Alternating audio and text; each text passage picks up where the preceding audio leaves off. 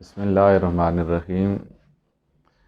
یہ مسئلہ ہے جی ٹریفک قوانین کے بارے میں کہ ٹریفک قوانین پر عمل کرنے کے متعلق شرعی حکم کیا ہے، یا ٹریفک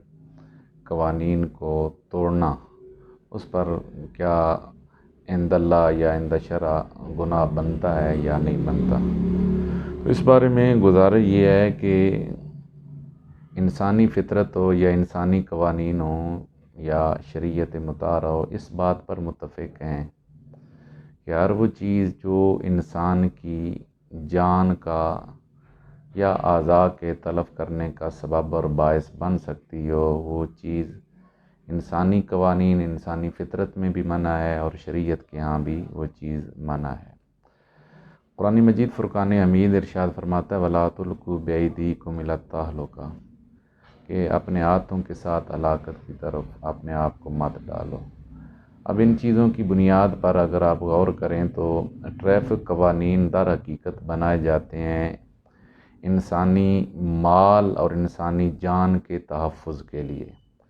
ان کو توڑنے کی صورت میں خدشہ ہوتا ہے یا انسانی جان کے تلف ہونے کا یا انسانی مال کے تلف ہونے کا۔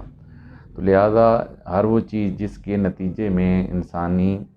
جان یا مال کا نقصان کا اندیشہ ہو، وہ عند شرع گناہ ہے، وہ جرم ہے، اس کی قطعاً اجازت نہیں دی۔ اسی ضمن کے اندر ٹریفک کے قوانین کے ضمن کے اندر جو ون ویلنگ آج کل ایک صرف شغل میلے کے طور پر اس کو کیا جاتا ہے، انٹرٹینمنٹ کے کیا جاتا ہے، اور اس کا نتیجہ دنیا دیکھ چکی ہے کہ بہت ساری اموات اس کے نتیجے میں واقع ہوتی ہیں، بہت سارے جوان اپنی زندگیوں سے ہاتھ دھو بیٹھتے ہیں۔ تو یقینی طور پر ایسا کرنا، اگر اس کے نتیجے میں ہلاکت نہیں بھی ہوئی تب بھی صرف اتنا کرنا کہ ون ویلنگ کر کے وہ موٹر سائیکل چلا رہا ہے یا اوور سپیڈ سے بلا وجہ وہ گاڑی چلا رہا ہے، تو یہ نتیجتاً نقصان نہ بھی ہو تب بھی اتنا اس کا وہ فعل کرنا بھی جو ہے وہ گناہ شمار کیا جائے گا۔ اسی طرح سگنل وغیرہ جو ہیں وہ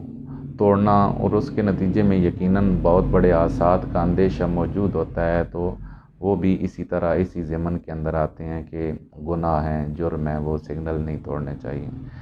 ایک ساتھی اس حوالے سے ایک اور بات ضمناً پوچھ رہا تھا کہ وہ